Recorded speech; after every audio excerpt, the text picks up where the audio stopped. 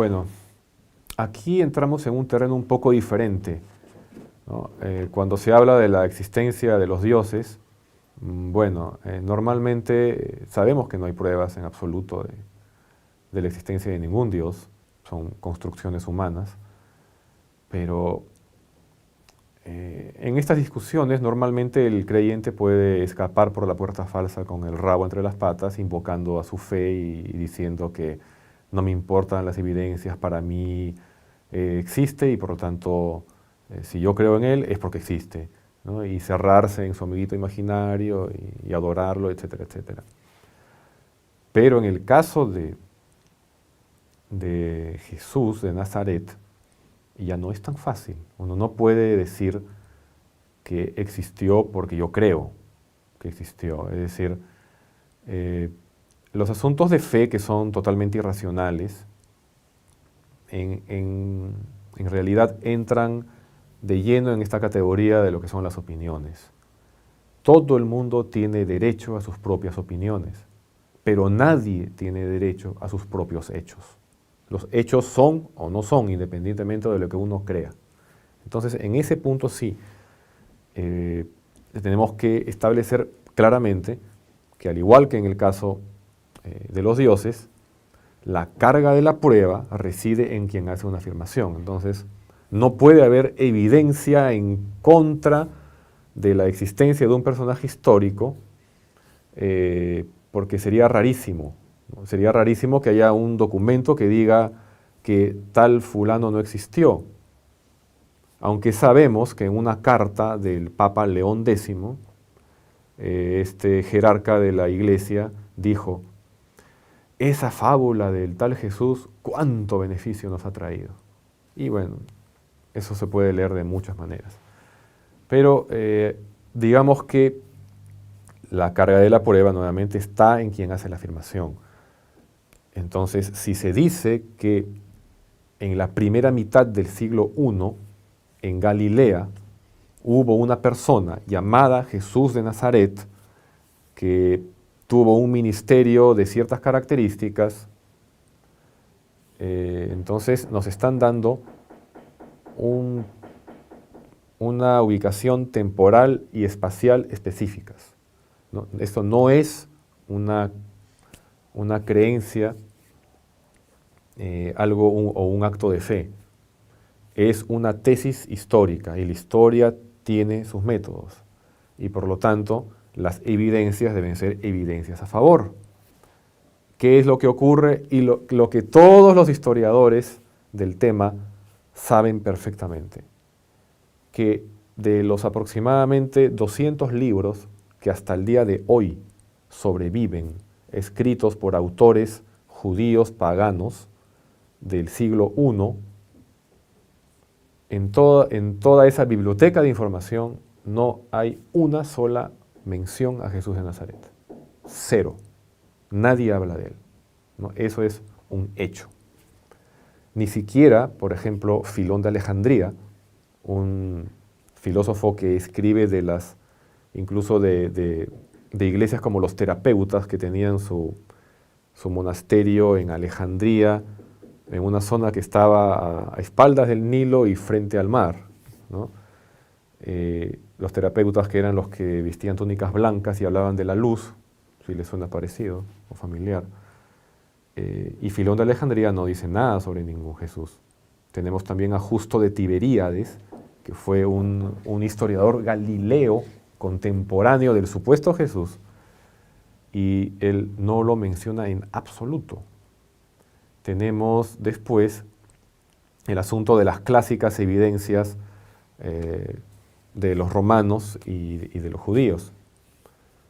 Los escritos de la carta de Plinio el Joven al emperador Trajano, los textos de Suetonio y sobre todo de Tácito, ¿no? Muchas de estas evidencias, una de dos: o no se refieren a ningún Jesús histórico, porque son corrupciones de nombres o malinterpretaciones de términos, o bien son falsificaciones e interpolaciones. La interpolación era una usanza favorita de los cristianos. Era tomar un documento. ¿Por qué? Porque los libros no se imprimían todavía hasta el siglo XVI. Por lo tanto, los libros debían copiarse cada cierto tiempo porque se deterioraban.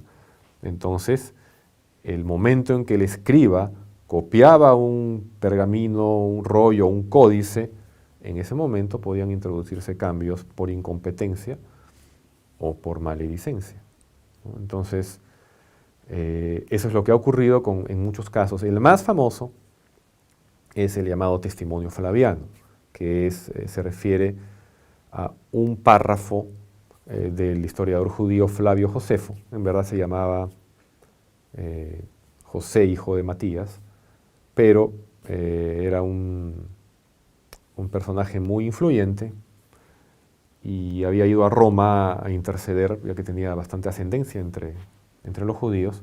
Había ido a Roma el año 64 a interceder ante Nerón por unos nobles judíos que estaban presos en esta época de los años 60. Entonces, cuando regresa, ya los judíos estaban listos para la gran rebelión que empieza el año 66.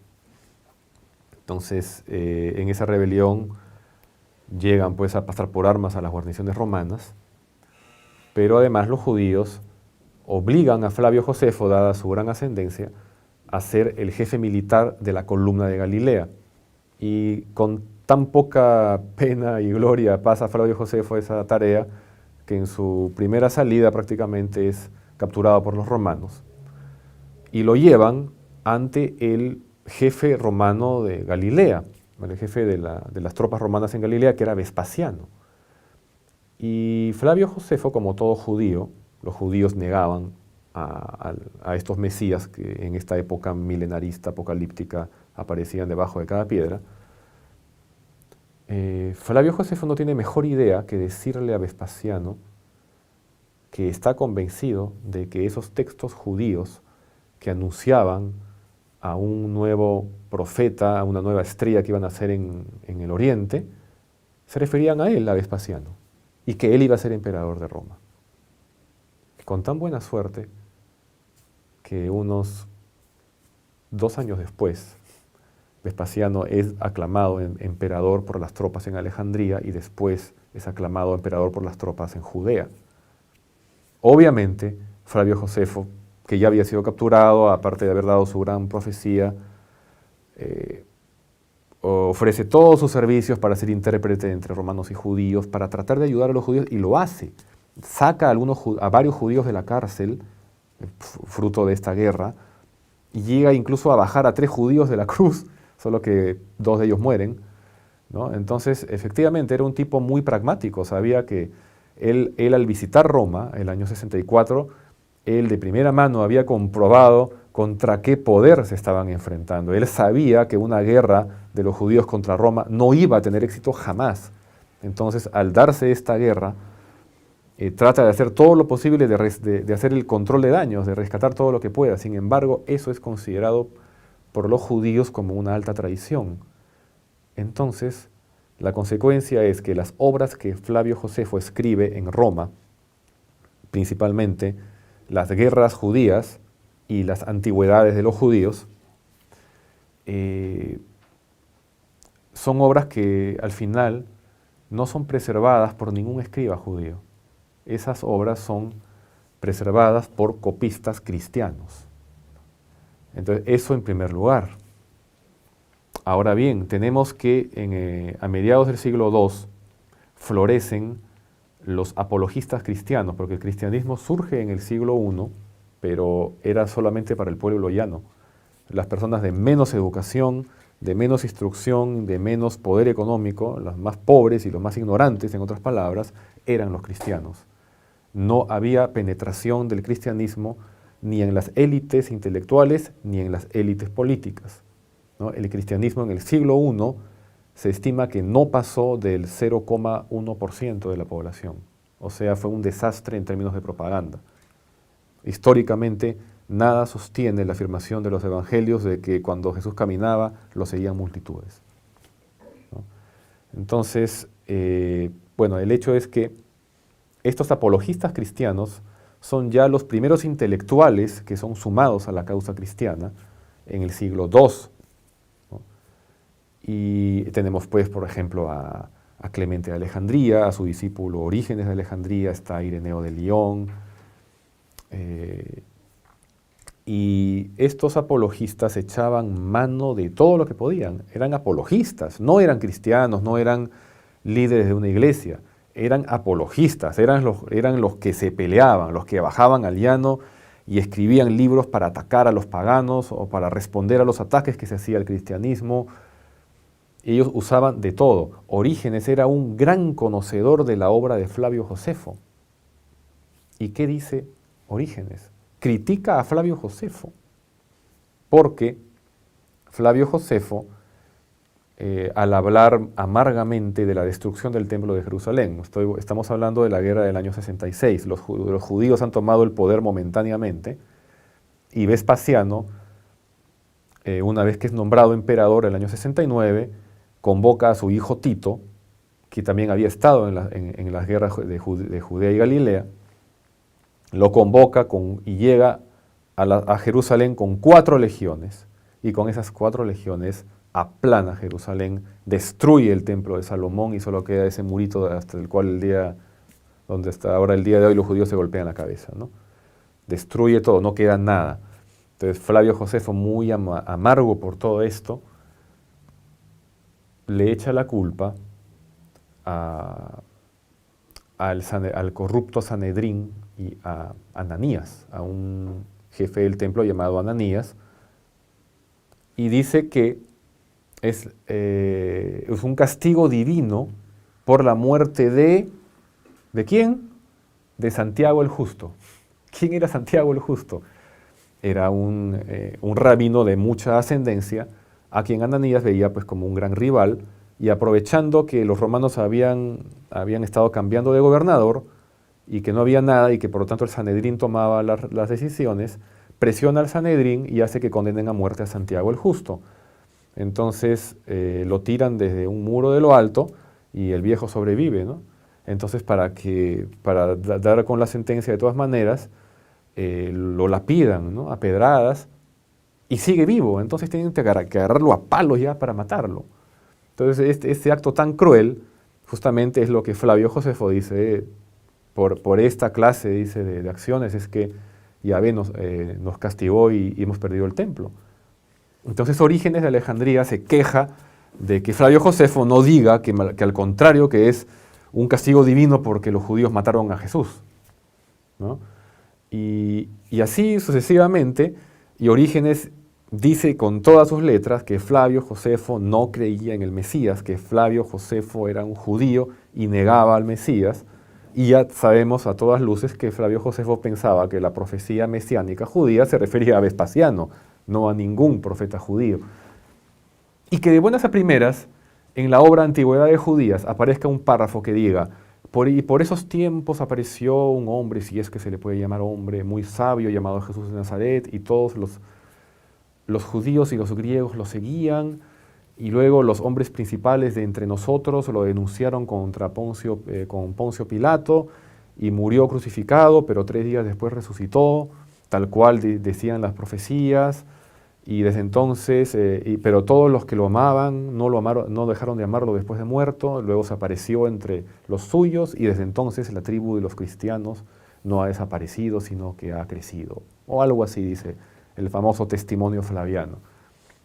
Y es espectacular, pues, porque eso es, pues, qué mejor prueba. Pero ¿qué ocurre? Ocurre que Orígenes y los demás apologistas que conocían la obra de Flavio Josefo no dicen ni pío de ese párrafo. Y ese párrafo es esgrimido como la gran prueba a partir del siglo IV, a partir más o menos del año 320 y tantos, por Eusebio de Cesarea. ¿Quién es Eusebio de Cesarea? Es el padre de la historia de la Iglesia para los católicos. ¿Qué grandes obras hizo Eusebio de Cesarea como historiador? Bueno, una vez a un príncipe de la ciudad de Edesa, que se había declarado cristiano y creyente y seguidor de Jesús, y aparentemente había hecho una gran donación a la iglesia, Eusebio le obsequió recién descubierta entre mis archivos, una carta escrita de puño y letra por el mismo Jesús de Nazaret, en que felicitaba a ese príncipe de Edesa por creer en él. Claro, es que Jesús era omnisapiente, entonces sabía 300 años antes que iba a haber un príncipe que iba a creer en él, y le había escrito una carta de felicitación para que Eusebio se le entregue 300 años después, ¿no? Entonces ni Marty McFly lo hubiera hecho mejor. Entonces, ese es Eusebio de Cesarea. Eusebio de Cesarea era un obispo que apoyaba a Arrio. El arrianismo creció en todo el oriente cristiano y amenazó con tomar Roma, y el cristianismo hubiera sido el cristianismo de Arrio, que básicamente proponía que el Hijo estaba supeditado al Padre, que no era una trinidad exacta en que los tres son lo mismo pero son iguales.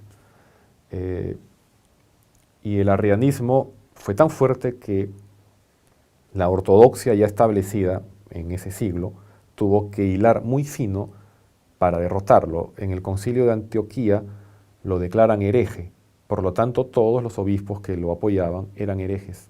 Cuando ocurre el concilio de Nicea en el año 365, un poco tiempo después del de Antioquía, Eusebio entra al concilio de Nicea como hereje.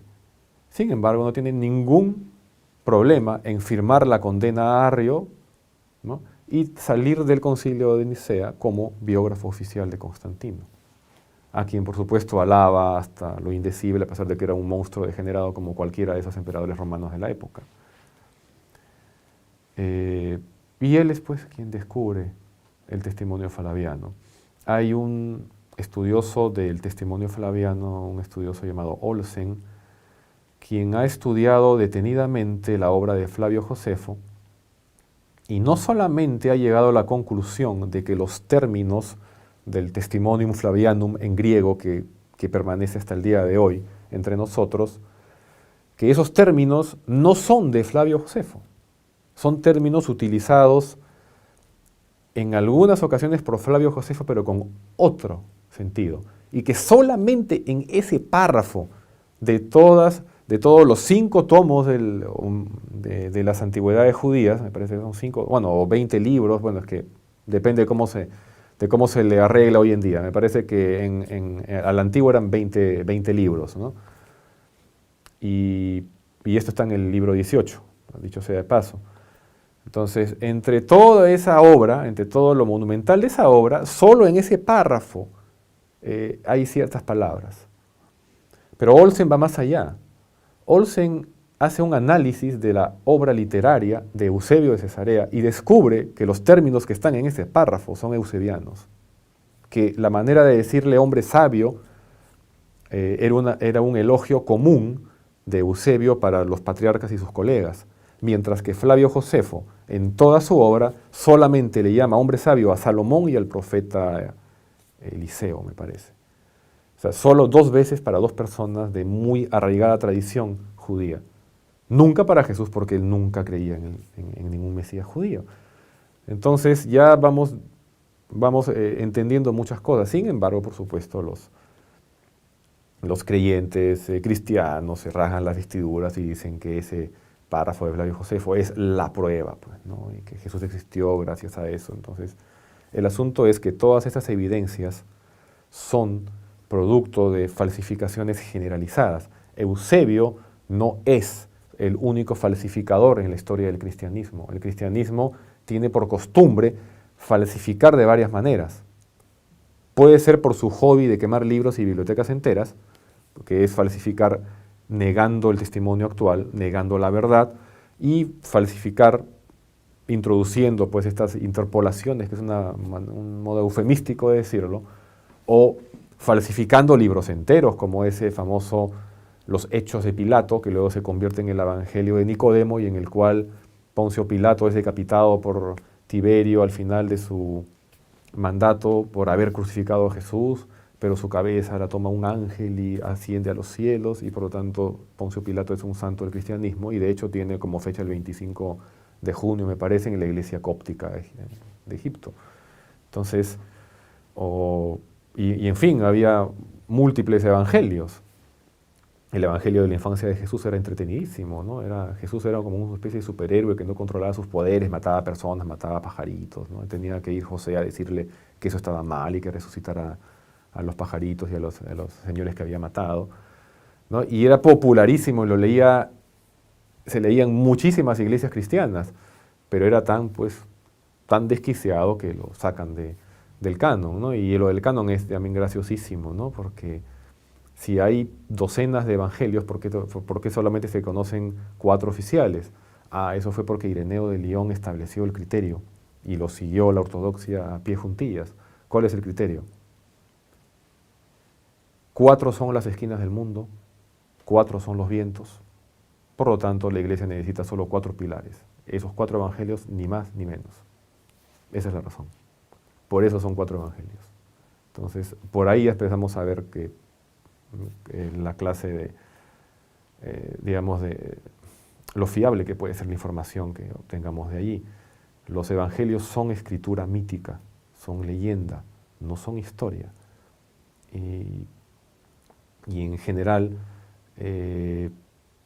si con esta rápida revisión tenemos que digamos, no ha habido no hay un estado confiable de las evidencias en una realidad muy concreta como esta, la ausencia de evidencias es evidencia de ausencia, ¿no? No solamente estamos hablando de falsificar pedacitos, se falsificaban libros, se escribían, por ejemplo, toda una serie de cartas entre Pablo y Séneca. ¿Por qué? Porque Séneca era conocido como el filósofo más célebre de esa época del siglo I. Entonces, ¿qué mejor que en el siglo II o III falsificar una serie de cartas donde Séneca elogiaba, oh Pablo, eres lo máximo, ¿no? Qué percepción, qué agudeza, ¿no? Para escribir, ¿no? Y Pablo respondía agradeciendo, ¿no? Eran como 14 cartas, ¿no? Entonces, y muchísimas cosas más. O sea, era una carrera de falsificación que no solamente que no era muy gratuita, era una señal de la rivalidad entre todas las iglesias cristianas. El cristianismo, la historia oficial nos ha vendido la idea de que estuvo Jesús, los 12 apóstoles, y de ellos dieron la buena nueva y empezó la iglesia en Roma y bla, bla, bla, ¿no? Pero el cristianismo jamás empezó de esa manera. El cristianismo empezó sin Cristo. El Cristo era metafísico, era una idea. El cristianismo empieza con Cristo, pero no con Jesús. Y empieza en muchísimos lugares. El cristianismo no tiene un lugar de donde podamos determinar que empezó. Es una realidad muy fraccionada. Había tantas sectas como el día de hoy. El cristianismo no tiene 2 variantes. Francamente, es risible ese diagnóstico. Hoy en día hay, que yo sepa, más de 10.000 sectas del cristianismo, y creo que me quedo corto, ¿no? Y en esa época había muchísimas también. Entonces, cada secta trataba de validarse por encima de la otra. Y los ortodoxos, los literalistas, que son los que ganan al final, y por lo tanto al ganar reescriben la historia, eran uno más.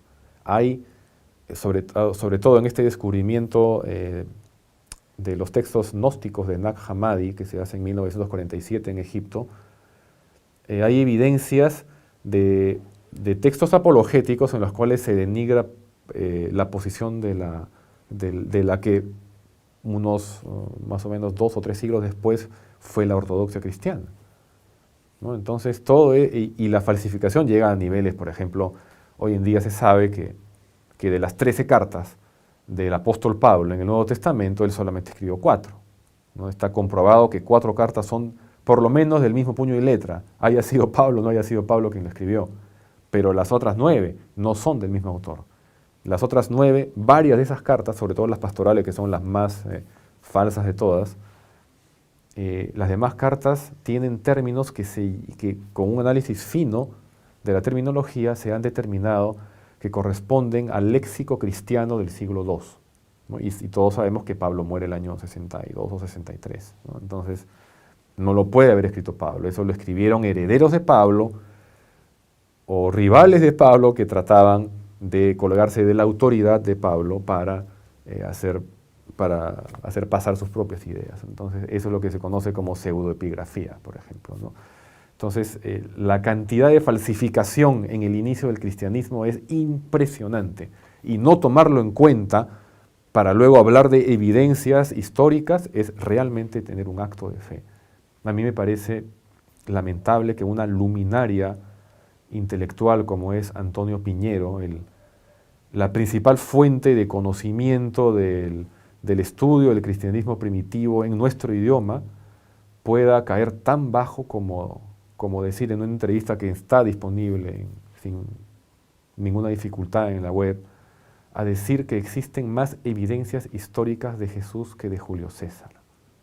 Es realmente penoso, da lástima, vergüenza ajena que una persona que tiene tanta sabiduría, que tiene décadas enseñando esto, sencillamente lo ponga todo a un lado para ejecutar un vulgar acto de fe, ¿no?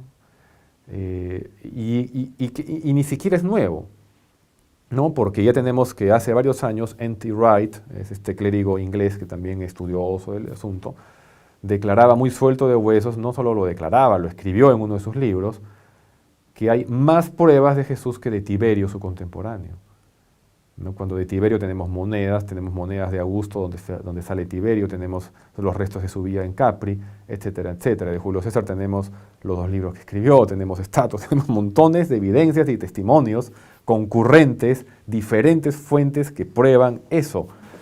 De Jesús no se tiene nada, absolutamente nada.